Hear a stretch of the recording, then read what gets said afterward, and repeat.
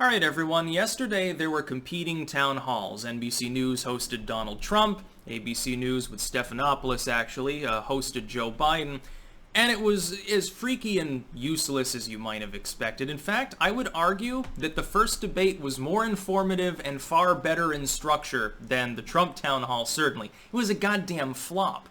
Stephanopoulos and the Biden, I didn't even watch the whole thing. I turned him off. Out of sheer malice, basically. They were unwatchable. The Trump town hall was Trump constantly getting egged on by the moderator and then taking a bunch of useless questions, usually with questions that have already been answered. He was pressed 5,000 fucking times. Do you denounce white supremacy? Do you hate Nazis? Are you racist? Then the first 3 minutes were just her constantly goading him on the coronavirus and trying to ask him in 80 different ways. Did you get a coronavirus test before the debate with Joe Biden? And stupid shit. Nobody cares, dude. The debate's over. That was a long time ago. You're supposed to be at a town hall. This is the stand-in for the second debate. All you can do is talk about the first one. So that was a wash. I turned it off. It was a pile of bullshit. Biden went to a Little League game. We got a wiffle ball thrown at him over and over by Stephanopoulos. Never really got grilled about anything particularly meaningful. The big takeaway is that he thinks that 8-year-olds should be able to consent to transgendered surgery. Now, I think that that's, and as a person who doesn't mind transgendered individuals, let me get that out of the way. I don't find it weird. I don't care about it. People should do what they want with their bodies.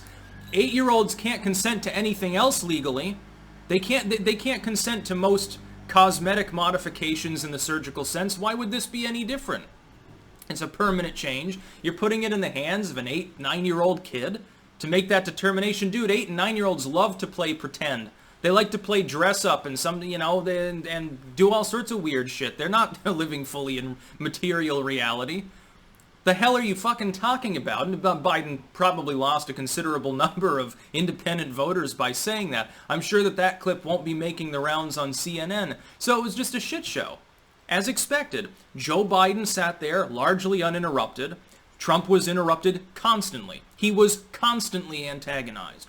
Biden was given a host of easy-peasy questions delivered in a slow, calm voice that, a child could answer. You play devil's advocate. I could have answered those questions too and simply pretended to be an idiot neoliberal.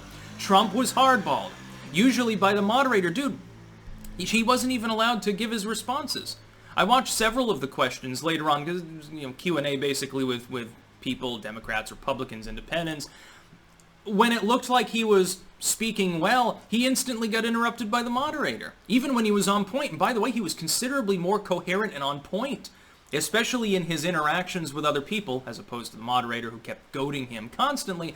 He was considerably more on point than in the first debate, was doing actually very well. But it doesn't really matter when the moderator clearly fucking hates you. Meanwhile, Stephanopoulos sitting there, he's practically gargling Biden's cum, not chasing him down and anything. You're not going to see Biden, for instance, with any legacy media network, question significantly about Hunter Biden, about Burisma. That was already something that they brought up long ago, and then they quickly canned it because Biden asked them to stop. You're not going to see him pressed on his health, not to any significant degree.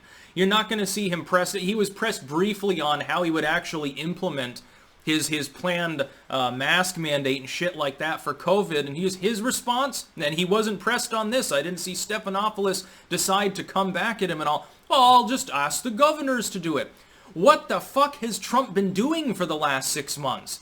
My goodness, it's almost like he's asked the governors to step up and do their fucking job. The 10th Amendment and separation of powers explicitly would prevent Joe Biden from anything else. And he's not going to get pressed on, hey, if you lock down the whole country for 3 months, don't you think that'll cause more damage than the 1-month lockdown we already had that you say brought us to the brink of a Great Depression and blame on Trump, even though it's only been continued by blue state governors? No follow-up whatsoever. Anybody could have participated in that grilling by Stephanopoulos and come out just fine. Meanwhile, Trump could literally not even finish a goddamn sentence without being constantly interrupted and asked the same fucking stupid question over and over and over again. And this was predictable. And by the way, if you look at the actual stream viewership, NBC split its stream mysteriously between 2 channels, thus cutting the audience in half. Trump actually comes out on top, as expected again, in the ratings there if you combine the stream's totals, and they're not ratioed like Biden's is. Biden's getting panned in the comments section of the ABC upload. Go see for yourself. Comb through the most recent comments. See how many of them are positive. Completely ass-blasted. Mainly because Biden has a policy of ambiguity. He doesn't want to answer a lot of questions. He doesn't want to flesh out his platform. When he's queried, he just weasels his way around the question and answers a straw man. And the problem is that if Trump were to do that, he'd get lambasted. He'd get hunted like a rabid dog by the moderator. Biden gets away with it. They never follow through. The closest they've come was that time Mika grilled him about his Senate records locked away by the University of Delaware that voters totally aren't going to get to see. Well, he was asked about it. He was fumbling. Instead of doing what a journalist would do and saying, why are you having trouble answering the fucking question? She just dropped the issue. Joe and Mika there. And this has happened over and over. It's nothing that I didn't expect. I suppose I had hoped that it would be a little bit more informative, that Trump would be pressed on his platform and then given adequate time to respond. He wasn't. I was hoping that maybe Biden would face a couple of tough questions, just a couple of hardballs in with the wiffle ball game. Nope, not a single goddamn one.